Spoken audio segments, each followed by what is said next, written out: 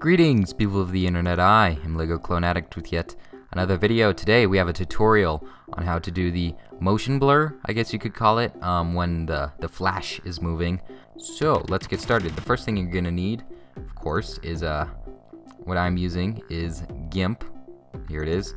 GIMP is if you didn't know, is a free it's a free photo editing software. Just let it load here for a second. We'll use this one.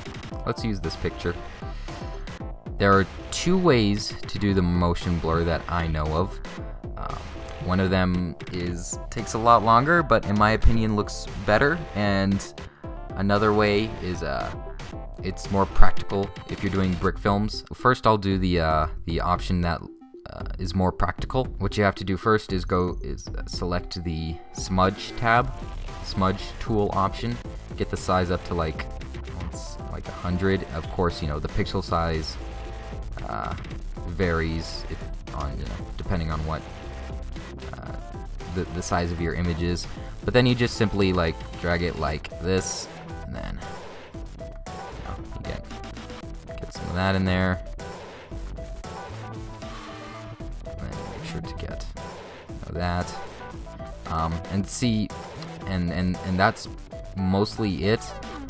If you want to make it look a little as good as it could be, not as smooth, what you do is you go to the airbrush tool. Well, actually what you could do is pick a color, and then you go to the airbrush tool and you can just kind of smooth it out a little bit so that looks a bit better. Do that, and then that looks a little better, a little bit more smooth in terms of like a motion blur, and then you just save that and you're done with that image. Now the second better looking option, like I said earlier, it takes a bit longer, but I think it definitely looks better. You'll have to go to the select lasso tool over here, and then just select the general area that you want to be motion blurred, and then we go to filters, blur, motion blur, and then by default this little slider down here at length should be at 1. Put that all the way up to 256, or if you want to experiment with different sizes, I just put it all the way up. Press OK,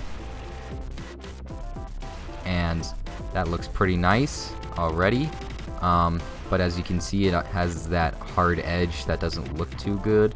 So what we do then is go back to the smudge tool and then just kind of blend that in a little bit better. And of course, if you lower the size of the